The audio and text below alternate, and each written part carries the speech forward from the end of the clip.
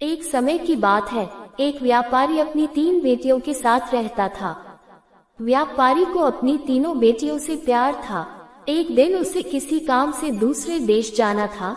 जाने से पहले व्यापारी ने अपनी तीनों बेटियों को अपने पास बुलाया और पूछा, मेरी प्यारी बच्चियों, कहो मैं परदेश से तुम तीनों के लिए क्या लाऊं?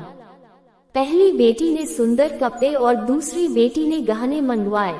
तीसरी बेटी, जिसका नाम ब्यूटी था, उसने अपने पिता से कहा कि वह उसके लिए एक गुलाब का फूल ले आए। व्यापारी ने अपनी तीनों बेटियों से उनके उपहार लाने का वादा किया और अपने सफर पर निकल पड़ा। अपना काम खत्म करके व्यापारी जब अपने घर की ओर चला तो वह तूफान में फंस गया और रास्ते से भटक गया। बहुत कोशिशों के बाद भी वह अपने घर का रास्ता न ढूंढ सका। तब तक तो अंधेरा भी हो चुका था।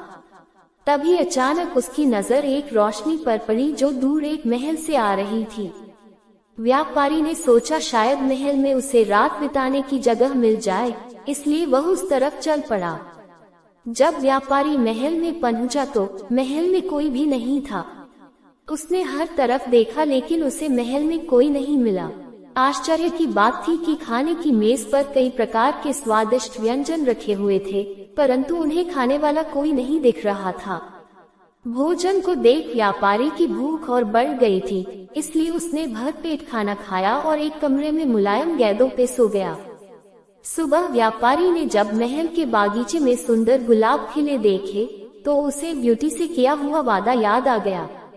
उसने एक फूल तोड़ा और घर की ओर जाने लगा। तभी वहाँ एक भयानक जीव प्रकट हुआ और बोला, मैंने तुम्हें अपना भोजन खाने दिया, अपने मुलायम गेंदों पर सोने दिया और तुम मेरे ही बागीचे से गुलाब तोड़ रहे हो। तुम्हें इसकी सजा भुगतनी होगी। व्यापारी बहुत डर गया था। कांपते हुए बोला, मुझे माफ कर दो, माफ कर दो मुझे मत मारो। ये गुलाब मैंने अपने लिए नहीं तोड़ा, अपनी बेटी के लिए तोड़ा था। मैंने अपनी बेटी से वादा किया था कि मैं उसके लिए गुलाब का फूल लाऊंगा। ये सुनते ही राक्षस ने व्यापारी से कहा कि वह एक शर्त पर उसे छोड़ेगा, उसे अपनी बेटी को महल में भेजना होगा। डरा और घबराया हुआ व्यापारी अपनी बेटी को भेजने का वादा कर वहां से चला गया। घर पहुंचकर व्यापारी ने अपनी बेटियों को सारी बात बताई और ब्यूटी से माफी मांगते हुए कहा, अपनी जान बचाने के लिए मुझे उस समय कुछ समझ नहीं आया और मैं राक्षस से यह वादा कर आया। मुझे माफ कर दो ब्यूटी, अपने स्वार्थी पिता को माफ कर दो। ब्यूटी ने अपने पिता के गले लगते हुए तसल्ली दी, आप बिल्कुल परेशान ना हो पिताजी, मैं आपका किया हुआ वादा जरूर निभाऊंगी।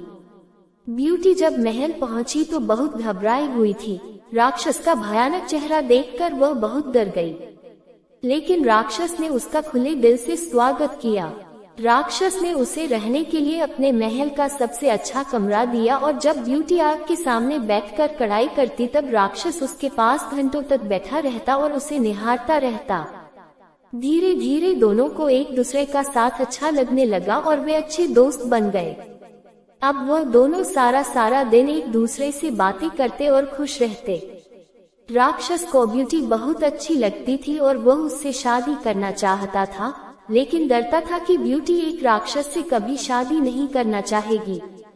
बड़ी हिम्मत जुटाकर एक दिन उसने ब्यूटी से अपने दिल की बात कहने का फैसला किया।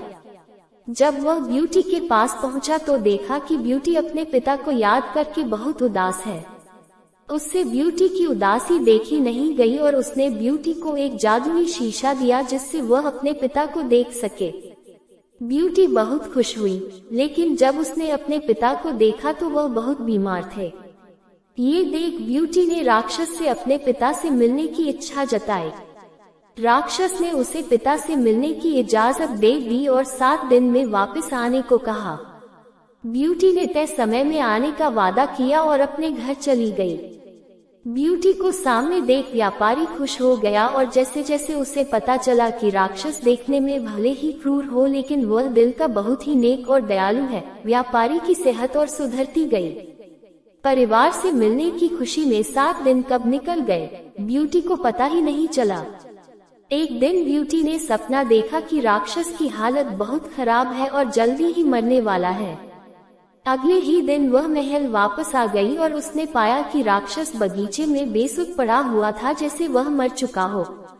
ब्यूटी उसे देखते ही रो पड़ी। तुम मुझे छोड़कर मत जाओ, मैं तुमसे बहुत प्यार करती हूँ और तुमसे शादी करना चाहती हूँ। मैं अपनी सारी जिंदगी तुम्हारे साथ बिताना चाहती हूँ।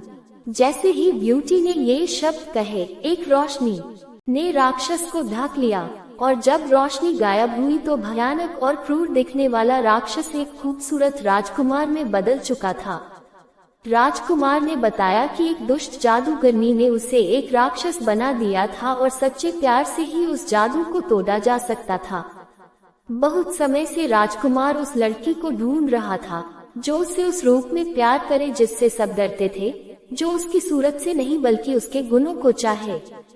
आखिरकार राजकुमार को उसका सच्चा प्यार मिल गया और वह बहुत खुश था।